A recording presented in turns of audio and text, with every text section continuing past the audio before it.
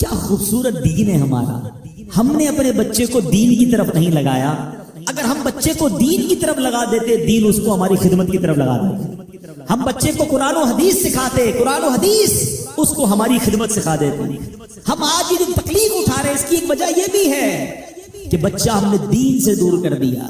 اگر آپ چاہتے ہیں کہ آپ کے بڑھاپے کا سہارا آپ کے بچے بنے، آپ کے مرنے کے بعد بھی آپ کے لیے صدقہ جاریہ بنے، تو آپ نے اپنے بچوں کو دین کی طرف لانا ہے. کچھ اولادیں وہ ہیں جن کی ماں باپ نے تربیت ایسی کی، ہم نہیں جاتے، وہ خود رابطہ کر رہے ہوتے ہیں کہ ماں کا انتقال ہو گیا، یار کچھ کنواں کھدوانا ہے، کوئی مسجد بنانی ہے، کوئی مدرسے میں میری ماں کے لیے مجھے کچھ کرنا ہے. کیوں؟ ماں نے تربیت ایسی کی، والد نے تربیت ایسی کی، انہیں ماحول ایسا دیا کہ ماں باپ کے مرتے ہی انہیں فکر ہو گئی کہ میری ماں قبر میں اکیلی ہے، میرا والد قبر میں اکیلا ہے، اس نے روز مجھے کھانا کھلایا تھا، آج میں روز اسے ثواب پہنچانے کا کوئی انتظام کروں. یہ اس بچے کے دل میں خیال کیسے آیا؟ کیونکہ اللہ نے اسے اچھا ماحول عطا کیا، ماں باپ نے اس کو اس ماحول کی طرف بڑھایا. تو میں یہاں والدین سے گزارش کروں گا کہ خدارا اپنے بچوں کی ایسی تربیت کرو کہ بڑھاپے میں بھی تمہارا ساتھ دیں اور مرنے کے بعد بھی تمہارے لیے صدقہ جاریہ کا باعث بن جائیں. آپ کے بچے آپ کے قدموں میں رہیں گے اگر آپ نے بچوں کو دیندار بنا دیا. اللہ کرے یہ فارمولہ سمجھ آ جائے نا. ہم سمجھتے بچہ میری بات مانے، میری کیوں نہیں مانتا؟ ارے پہلے سے اللہ رسول کی بات منانے والا بنا دو، یہ تمہاری بھی ماننے والا بن جائے گا. کیونکہ جب یہ جائے گا نا دین کی طرف، اسے قرآن ماں باپ کی طرف بھیجے گا، اسے حدیث ماں باپ کی طرف بھیجے گی، اسے علماء کرام ماں باپ کی طرف بھیجیں گے. ہم اس راستے پر بھیج دیں جہاں سے یہ بچہ مجھے واپس مل جائے. پیارے پیارے اسلامی بھائیوں، منقول ہے کہ ایک شخص تھا، اس نے کسی کا قتل کر دیا. قتل کرنے کے بعد اسے احساس ہوا کہ یہ تو بہت بڑی غلطی ہو گئی ہے، بہت بڑا گناہ ہو گیا ہے. اور یاد رہے کہ قرآن کریم میں فرمایا گیا جس نے ایک جان کو قتل کیا گویا اس نے ساری انسانیت کو، اتنا سخت گناہ ہے. اب وہ شخص جب یہ گناہ ہو گیا تو سوچنے لگا کہ کوئی توبہ کی صورت ہے، کیسے توبہ ہو سکتی ہے. ایک صحابی رسول حضرت عبداللہ ابن عباس رضی اللہ تعالیٰ عنہما کی خدمت میں حاضر ہوا اور عرض کی کہ حضور مجھ سے یہ غلطی ہو گئی ہے، اتنا بڑا گناہ ہو گیا ہے، کہ توبہ ہے؟ تو آپ نے فرمایا کیا تمہاری ماں زندہ ہے؟ کہتا حضور ماں کی تو وفات ہو گئی ہے. تو فرمایا اچھا ایسا کرو، توبہ کرو اور جتنا ہو سکے اللہ کو راضی کرنے کی کوشش کرو. وہ بندہ تو چلا گیا، یقیناً اس زمانے میں ایسا کوئی معاملہ نہیں ہوگا، یا جو بھی اس کے اگلے کانسیکوینسز عدالتی نظام وغیرہ وہ یقیناً الگ معاملہ ہوگا. یہاں گناہ کی معافی کی بات ہو رہی ہے. تو حضرت عبداللہ ابن عباس سے ایک شخص نے کہا کہ حضور یہ بات تو آپ پہلے بھی کہہ سکتے تھے توبہ کرو، آپ نے یہ کیوں کہا کہ ماں زندہ ہے یا ماں موجود ہے؟ تو حضرت عبداللہ ابن عباس نے فرمایا کہ میری معلومات کے مطابق اللہ پاک کو راضی کرنے کا سب سے قریب ترین ذریعہ ماں کے ساتھ بھلائی کرنا ہے. یعنی اگر اس کی ماں زندہ ہوتی تو میں اسے کہتا ماں کی خدمت کر، اللہ تیرے سارے گناہ معاف کر دے. ایک بار اسی طرح ایک شخص نبی پاک علیہ السلام کی بارگاہ میں آیا، آ کر کہتا حضور میرے بڑے گناہ ہیں، بڑی خطائیں ہیں، میں بڑا گناہ گار. یا رسول اللہ کیا میری معافی ہو سکتی ہے، توبہ قبول ہو سکتی ہے؟ نبی پاک علیہ السلام نے فرمایا کہ تیری ماں زندہ ہے. کہا حضور ماں زندہ نہیں ہے. فرمایا تیری خالہ ہے؟ جی حضور خالہ ہے. فرمایا جا خالہ کی خدمت کر، اللہ تیرے گناہ معاف کر دے گا. یعنی ماں کا مرتبہ تو اپنی جگہ، ماں باپ کے رشتہ دار بھی برکت والے ہو جاتے ہیں کیونکہ ان کا رشتہ ماں سے ہے نا. اب یہاں اگر بات سیکھنے کو کیا مل رہی ہے کہ گناہ کی معافی چاہیے، اللہ کی رضا چاہیے، جنت کا راستہ چاہیے، تو یہ ماں باپ کے قدموں سے ملتا ہے، یہ ماں باپ کی دعاؤں سے ملتا ہے، یہ ماں باپ کی رضا سے ملتا ہے. قرآن مجید فرقان حمید کا اگر مطالعہ کریں، اگر میں ایک سوال کروں آپ سب سے کہ قرآن پاک کی سب سے طویل سورت کون سی ہے، یقیناً آپ سب کہیں گے کہ سورہ بقرہ. ٹھیک ہے، سب سے بڑی سورت، ایک تو سب سے بڑی بھی ہے اور سورہ فاتحہ کے بعد سب سے پہلے وہی آ جاتی ہے. آپ امپورٹنٹ سمجھیں نا، جب بھی کوئی اہم بات کرنی ہوتی ہے اس کو پہلے کیا جاتا ہے، اس کو سٹارٹ میں کیا جاتا ہے، اس کو شروع میں کیا جاتا ہے. طویل سورت بھی ہے اور رائٹ آفٹر سورہ فاتحہ وہی سورت ہے. اب سورہ بقرہ کا میسج کیا ہے؟ پہلے تو یہ سمجھ لیں بقرہ کہتے ہیں گائے کو، عربی میں بقرہ گائے کو کہتے ہیں. اس میں ایک گائے کا واقعہ ہے. واقعہ کئی بار آپ نے سنا ہے اس لیے میں طویل نہیں سناؤں گا، مگر اس کی کچھ ہائی لائٹس کہ ایک بچہ تھا جس نے ماں باپ کی خدمت کی. اس کے والد نے اتنا امیر آدمی نہیں تھا اس کا والد، اس کا والد نیک تھا، پرہیزگار تھا، بچے کی اچھی تربیت کی، اور ایک بچڑا گائے کی ایک بچہ چھوڑ کر انتقال ہو گیا۔ اللہ سے دعا کی اللہ اس بچے کو میرے بیٹے تک پہنچا دینا، بیٹا ابھی چھوٹا ہے، بڑا ہو جائے تو یہ امانت اسے مل جائے۔ اب کیسے ایک طویل واقعہ ہے کہ اس بچے کو یہ گائے بھی مل گئی اور ماں کی خدمت کرتا تھا، اور ماں نے دعا دی، اور اللہ نے کرم کیا کیا کہ وہ گائے جو ہے دنیا کی سب سے مہنگی گائے بن گئی۔ سونے کے وزن کے مطابق اس گائے کو بیچا گیا۔ واقعہ طویل ہے، اس کی تفصیل آپ پڑھیں گے، لیکن میں جو ہائی لائٹ کرنا چاہ رہا ہوں کہ قرآن نے پہلے ہی واقعے میں درس کیا دیا کہ ماں باپ کا ادب کرنا ہے، ماں باپ کی خدمت کرنی ہے، ماں کی دعائیں لینی ہے۔ صرف سورہ بقرہ کے میسج سے پتہ کیا چل رہا ہے کہ کتنا امپورٹنٹ ہے والدین کی خدمت، کہ قرآن پاک کی سب سے بڑی سورت کا پہلا میسج ہی یہی ہے، اور اس پہ اور بھی میسیجز ملتے ہیں کہ اس والد نے بہت بڑی رقم نہیں چھوڑی، اپنے بچے کی اچھی تربیت چھوڑی۔ حلال تھا مگر تھوڑا تھا، بچہ نیک بنایا نا، اپنا سرمایہ بچے کی کریکٹر بلڈنگ پہ لگایا، بچے پر خرچ کر کے اس کو بگاڑا نہیں، اور تھوڑے پیسے حلال کے چھوڑ کر گیا۔ اللہ نے ان تھوڑے پیسوں میں ایسی برکت ڈالی کہ بچہ اس زمانے کا ملینئر بن گیا۔ یہی بات ہم سب نے سیکھنی ہے، جن کے بچے ہیں، جن کے والدین ہیں۔ ہم بچوں پر انویسٹمنٹ کرتے مال کی، ڈگریاں دلا دو، دنیا دکھا دو، کاروبار سکھا دو۔ میں نہیں کہتا یہ نہیں کرنا چاہیے، جائز طریقے سے کرے، نو پرابلم، مگر بیسٹ انویسٹمنٹ یہ ہے کہ اس کو اچھا مسلمان بنا دو، اچھا انسان بنا دو، اللہ کا فرما بردار بنا دو، یہ انویسٹمنٹ ہے۔ آپ دیکھیں نا، بہت سارے لوگ زندگی بھر ایک ہی چیز سوچ رہے ہیں، یار بچے کے لیے مال چھوڑ رہا ہے، اولاد کے لیے پیسے چھوڑنے، جائیداد چھوڑ کے جانا چاہیے۔ بندہ کبھی کہنا ہے یار آپ اتنی محنت کیوں کرتے ہیں؟ یار بچوں کے لیے تو کر رہا ہوں، اپنے بچوں کے لیے کچھ چھوڑ کے جانا ہے۔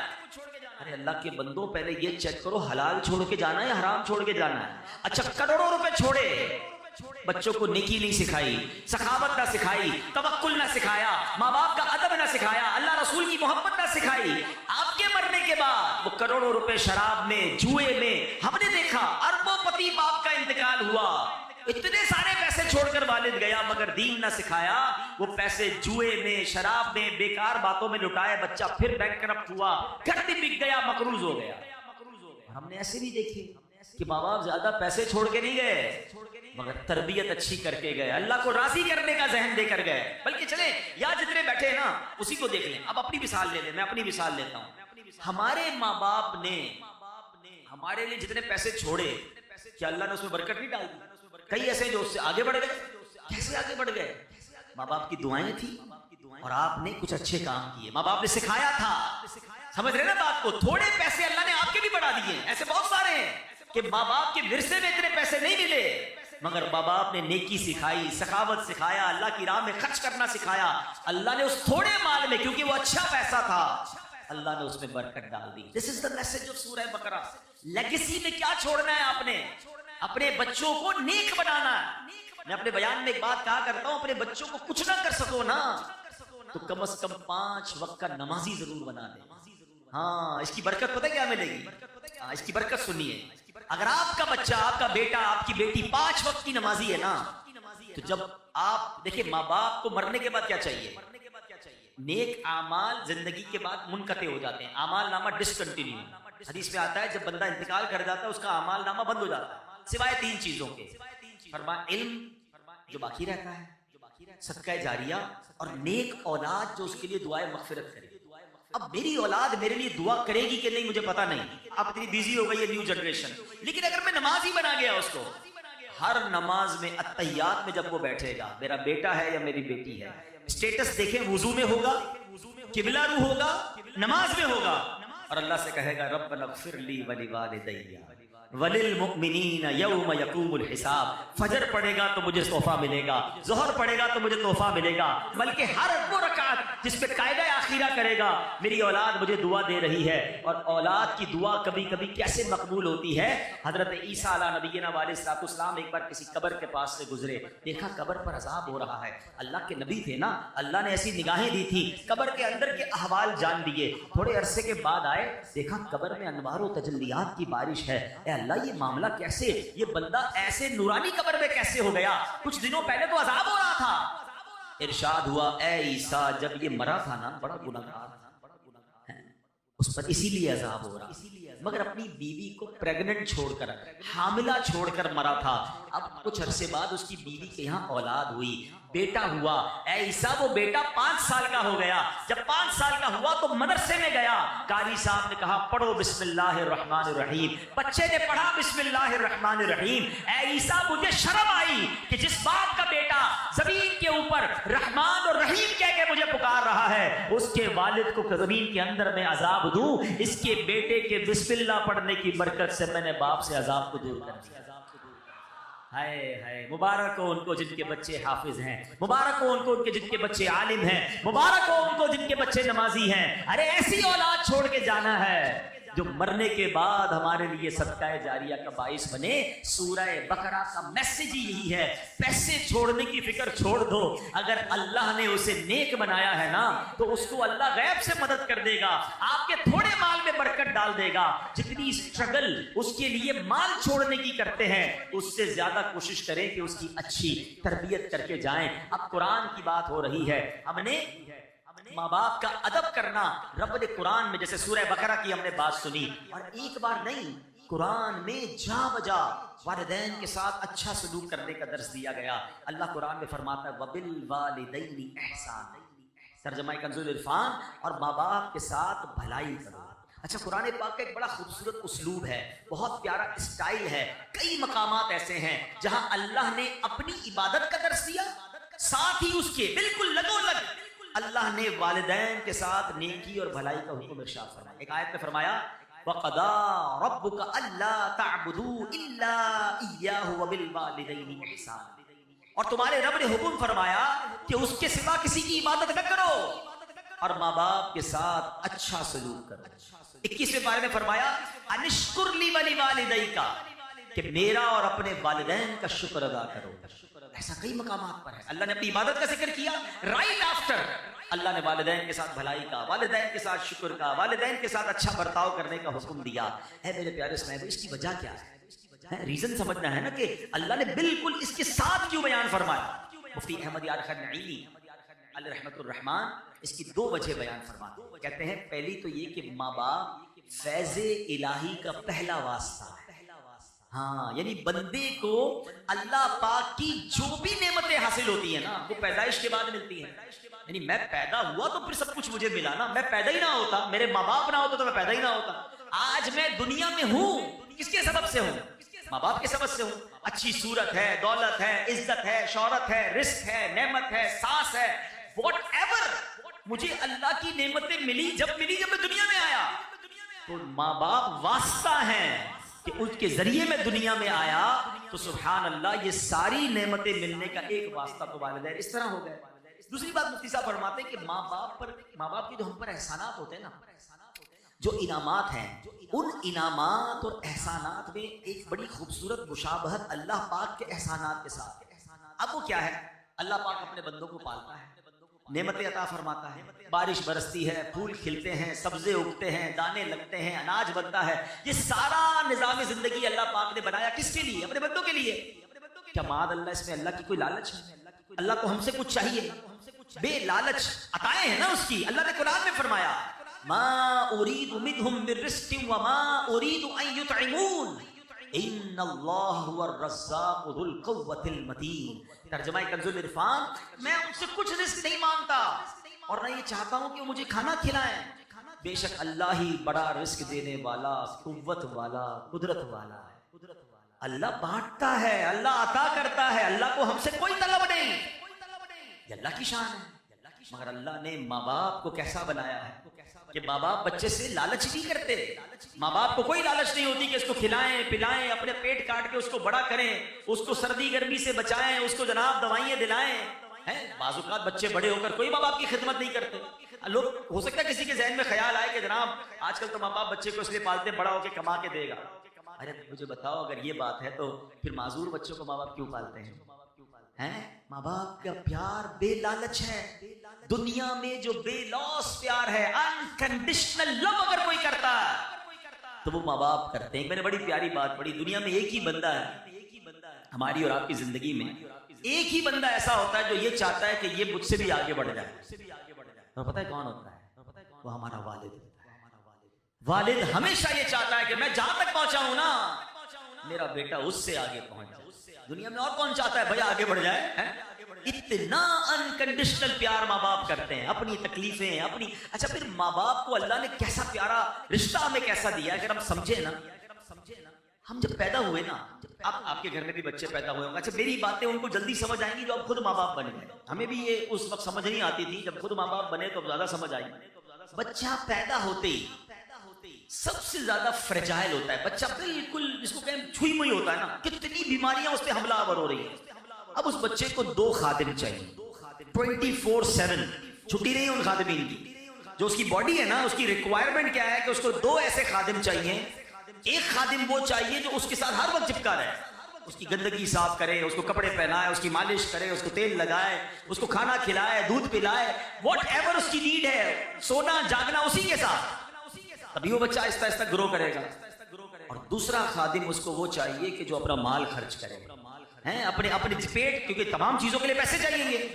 اللہ نے دیکھے ماں باپ کے دل میں کیسی محبت ڈالی ہے کہ ماں بچے کے پیدا ہوتے اس کی خادمہ بن جاتی ہے۔ دنیا میں پیسوں سے ایسی خادمہ نہیں مل سکتی جس کی اللہ نے ماں جیسی اس کے دل میں اتنی محبت ڈال دیتا ہے رب کہ وہ بچہ روئے تو یہ جاگتی ہے، وہ تڑپے تو یہ تڑپتی ہے۔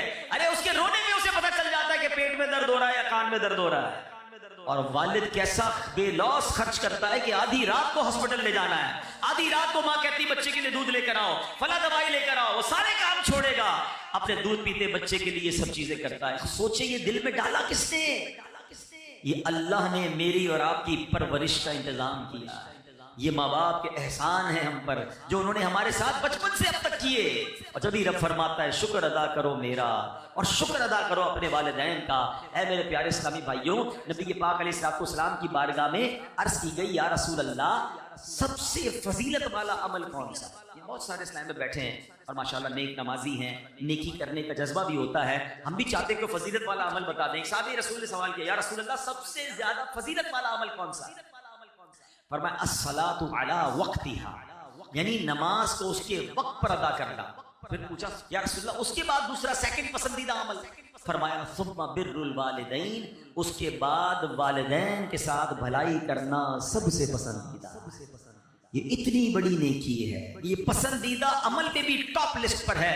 تو اے میرے پیارے اسلامی بھائیوں، ہمیں اپنے ماں باپ کے ساتھ اچھا برتاؤ کرنا ہے۔ اچھا بعض اوقات آج کے زمانے میں فاسٹ لائف ہو گئی، یہ نہیں پتا چلتا کہ میں کیا کر لوں تاکہ مجھے یہ اطمینان ہو جائے کہ میں والدین کا فرما بردار ہوں، میرے پر والدین کے حقوق کیا ہیں، مجھے کوئی لسٹ بتا دیں، مجھے کوئی چیک لسٹ دے دیں تاکہ میں چیک کر لوں کہ میں یہ کام کر رہا ہوں کہ نہیں۔ اپنے طور پہ میں سمجھ رہا ہوں میں بڑی خدمت کر رہا ہوں، میں ماں باپ میرے خود سے سیٹسفائی ہیں، کہیں ایسا نہ ہو کہ میں گناہ گار ہوں۔ تو آج میں کچھ والدین کے حقوق بیان کرتا ہوں جو علماء کرام نے بیان کیے۔ اب ذرا غور کیجئے والدین کے ساتھ نیک سلوک کرنا کیسے ہے۔ سب سے پہلے تو یہ بات ذہن میں بٹھا لیں کہ والدین کے حقوق کی گنتی بھی نہیں ہو سکتی، اتنے حقوق ہیں۔ اعلیٰ حضرت امام اہل سنت کی خدمت میں سوال ہوا کہ ماں باپ کے حقوق کتنے ہیں؟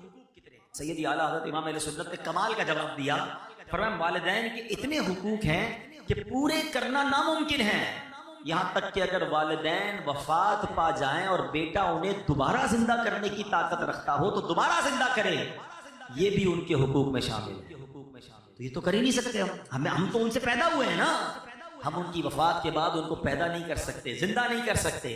حقوق کا عالم یہ ہے، مگر اب علماء کرام فرماتے کہ لسٹ بھی بہت بڑی، کاؤنٹ بھی نہیں ہو سکتی، مگر چند باتیں اگر کوئی ان پر عمل کر لینا تو یہ والدین کے ساتھ بھلائی کرنے والا کہلائے۔ اب غور سے یہ چیک لسٹ، جتنے نوجوان خوش نصیب ہیں یقین کریں جن کے ماں باپ آپ کے پاس ہیں، پوچھیں ان سے جن کی ماں چلی گئی، پوچھیں ان سے جن کے والد چلے گئے۔ ہم ہر سال یہاں جب جمع ہوتے ہیں تو والدین کی یاد یقیناً اور تازہ ہو جاتی ہے۔ ماں باپ کے بغیر زندگی بہت بے رنگ ہو جاتی ہے، دکھ میں، سکھ میں، خوشی میں، غم میں، ہر وقت ماں باپ یاد آتے ہیں۔ اور اگر آپ کے پاس ہیں تو آپ بہت لکی ہیں۔ آؤ میرے بچوں، آؤ میرے نوجوانوں، سن لو کہ شریعت کیا سکھا رہی ہے کہ ماں باپ کے حقوق کیا ہیں۔ پہلا حق، شریعت کے دائرے میں رہتے ہوئے والدین کی ہر بات مانی، یہ پہلا حق ہے، یعنی والدین کی ہر بات ماننی ہے، جو وہ کہہ دیں فوراً لبیک کہتے ہوئے ان کے حکم پر عمل کر گزرنا ہے۔ ایسے بہت سارے کام ہیں کہ جو عام حالات میں جائز کی حد تک ہیں، والدین کا حکم ہو جائے تو اب یہ واجب ہو جائیں گے. مثلا کھانا کھانا جائز ہے، لیکن اگر ماں باپ حکم فرما دے کہ کھاؤ، کھانا پڑے گا، تو اب یہ لازم ہو جائے گا، یہ واجب ہو جائے گا. اللہ اکبر. نہیں کھائے گا تو گناہ گار ہے. حلال کام تھا، جائز تھا، ماں باپ کا حکم آ گیا، اب نہیں ٹال سکتا. باہر شریعت میں ہے کہ بیٹا پردیس میں ہے، ابراڈ ہے، والدین اسے بلاتے ہیں تو آنا ہوگا. فون کر کے خط لکھنا کافی نہیں، یوں ہی والدین کو اس کی خدمت کی حاجت ہے تو آئے بھی اور آ کر خدمت بھی کرے. یہ ہے ماں باپ کے حکم. اب یہاں بعض اوقات کیا ہوتا ہے کہ ماں باپ علم دین سے دور ہوتے ہیں تو ماں باپ شریعت کے خلاف حکم دیتے ہیں. اب یہاں ماں باپ کی نہیں مانی جائے گی. ہر جائز کام میں تو بات مانی جائے گی. معاذ اللہ ماں باپ کہتے ہیں نماز نہ پڑھو، داڑھی منڈوا دو، تو اب ماں باپ کی نہیں مانی جائے گی. اللہ کی اطاعت میں مخلوق کی جو ہے بات نہیں مانی جائے گی کہ مخلوق کو راضی کرنے کے چکر میں رب کو ناراض کر دیں. اللہ قرآن میں فرماتا ہے فلا تطعهما، تو ان کا کہنا نہ مان. یعنی ماں باپ جب اللہ رسول کی نافرمانی کا حکم دے ان کی پیروی نہ کر. یہاں ایک اور نصیحت ہے جو قرآن کریم میں فرمایا وَصَاحِبْهُمَا فِي الدُّنْيَا مَعْرُوفًا، اور دنیا میں اچھی طرح ان کا ساتھ دے. یعنی پتا چلا ماں باپ نے شریعت کے خلاف حکم دیا، اب ان سے لڑنا نہیں ہے، چیخنا چلانا نہیں ہے، ان کے ساتھ بات چیت ختم نہیں کرنا، روٹ کر بھاگ نہیں جانا، کھانے پینے کی ہڑتال کر کے ان کا دل نہیں دکھانا ہے، بلکہ اس صورت میں ان سے بھلائی کے ساتھ پیش آنا ہے. یعنی امی کہتی ہے بیٹا داڑھی منڈوا دو، اب ماں سے لڑے بغیر ہاتھ جوڑ کر کہنا ہے اے امی میں اللہ رسول کی نافرمانی نہیں کر سکتا، براہ کرم مجھے یہ حکم نہ دے، باقی کوئی حکم ہو تو فرمائیں. پیار سے محبت سے اس وقت بھی پیش آنا ہے. اے میرے پیارے اسلامی بھائیوں، اب دوسرا حق یہ ہے کہ ماں باپ کے حکم کو نفل عبادت سے زیادہ اہمیت دیں. یہ بڑی اہم بات ہے. کچھ لوگ ہم نفلی کاموں میں لگے رہتے ہیں اور ماں باپ ناراض ہیں، ماں باپ دکھی ہیں. یاد رکھو یہ عمل ٹھیک نہیں ہے. مثلا دل کر رہا ہے کہ نفلی روزہ رکھنا ہے، ماں باپ منع کر دیں تو اب نفلی روزہ نہیں رکھیں گے. دل چاہ رہا ہے کہ نوافل پڑھوں اور امی نے کہا کہ نہیں بیٹا بازار جانا ہے، میرے ساتھ چلو، سودا لے کر آؤ، تو اب نفل بعد میں پڑھیں گے، پہلے ان کا حکم مانیں. آپ شریعت دیکھیں کس قدر درس. اللہ کی عبادت ہے نا نفلی روزہ، عبادت نہیں، نفلی عبادت نہیں کرنی، ماں باپ کی بات ماننی ہے. یہ ماں باپ کا دوسرا حق ہے. ایک بڑا عجیب و غریب واقعہ حدیثوں میں موجود ہے. ایک بڑے راہب تھے، بڑے عبادت گزار تھے، ان کا نام حضرت جریج تھا. عبادت گزار تھے، بڑا عبادت خانہ بنایا ہوا تھا، بڑی عبادت کرتے تھے. ایک بار ان کی والدہ نے انہیں بلایا، وہ نماز پڑھ رہے تھے. ان کو یہ بات ذہن سے نکل گئی کہ ماں بلائے تو نفلی نماز ہے، اس کی تفصیل ہے تو اس کو توڑ کے حاضر دینا ہوگا. جواب نہیں دیا. دوبارہ بلایا، نماز جاری رکھی، نماز نہیں توڑی. ماں نے جب تیسری بار بلایا، تیسری بار بھی نہیں گئے، تو ماں تڑپ کر کہتی ہے بیٹا تجھے اس وقت تک موت نہ آئے جب تو کسی بدکار عورت کا منہ نہ دیکھ. اب یہ دل سے بددعا نکل گئی. اب کیا ہوا؟ کچھ عرصے بعد اس علاقے میں ایک عورت نے ایک چرواہے کے ساتھ بدکاری کی، بچہ پیدا ہوا. لوگوں نے پکڑا تو کہتی ہے یہ بچہ تو جریج کا ہے. سارے لوگ جریج کے پاس پہنچے، ان کی عبادت گاہ کو توڑ دیا، بڑی ذلت ہوئی، کافی لوگ جمع ہو گئے کہ تم نے ایسا کیا. اللہ والے تو تھے، عبادت گزار تو تھا وہ بندہ. اس نے کہا اس بچے سے پوچھو، اے بچے تو بتا تیرا باپ کون ہے. اللہ نے اس بچے کو قوت گویائی دی. اس بچے نے کہا کہ میرا والد جریج نہیں بلکہ چرواہا ہے. ان کی جان تو چھوٹ گئی، مگر یہ سارا تماشا ہوا. اس کے پیچھے علماء کہتے ہیں وجہ وہی ہے کہ ماں کا دل ہے، ماں نے بددعا دی تھی نا. اچھا یہاں ماں باپ کے لیے بھی ایک درس لے لیجیے. اگر ماں باپ مجھے سن رہے ہیں، کبھی کبھی غصے میں آ کر بچوں کو بددعا نہ دیا. ہاں ماں کی دعا بھی لگتی ہے، اس کی بددعا بھی لگتی ہے. غصے میں آ کر کہہ تو دیتے ہیں، بعد میں پریشان آپ نہیں ہونا ہے. آپ کے بچے کے ساتھ کچھ برا ہو گیا تو آپ چاہتے تو نہیں تھے، غصے میں کہا ہے تجھے کیڑے پڑے، تو برباد ہو جائے، تیری ٹانگ ٹوٹ جائے، تیری زبان کھنچ جائے. نہیں، کیا پتہ قبولیت کا وقت ہو، آپ ہی کا بچہ ہے تو زبان پہ لگام ہونی چاہیے. بعض اوقات اول فول بکتے رہتے ہیں، ارے آپ ہی کی اولاد ہے، بعد میں آپ ہی نے رونا ہے کچھ ہو گیا تو. بددعا نہ دیں. اور بچوں کے لیے درس کیا ہے کہ ماں باپ کا کبھی دل نہ دکھائیں، ان سے صرف دعائیں لیں. خدا کی قسم اس بندے کو کامیابی سے کوئی نہیں روک سکتا جس کے ساتھ ماں باپ کی دعائیں ہیں. وہ ترقی کرے گا. جس سے ماں باپ ناراض ہے نا، اس کو برباد ہونے سے بھی کوئی نہیں روک سکتا. یہ ہمیشہ یاد رکھیں. اپنے ماں باپ کی دعائیں لینی ہیں. ہاں اب یہ نفل نماز توڑنے کا جو مسئلہ ہے یہ بڑی لمبی چوڑی تفصیل ہے, یہ آپ دارالفتہ سے مزید معلومات کر لیجئے گا. اب مسئلہ کیا ہے کہ والدین اگر کسی مصیبت میں ہیں, معاذ اللہ سیڑھی سے گر گئے ہیں, ایمرجنسی کی کیفیت ہے, تو اب تو چاہے فرض نماز پڑھ لو, وہاں سے پتہ چلا کہ ماں گر گئی ہے, ہاسپٹل لے جانا ہے یا کوئی ایمرجنسی ہے, تو فرض نماز بھی توڑ کر ماں کی خدمت کرنی ہوگی.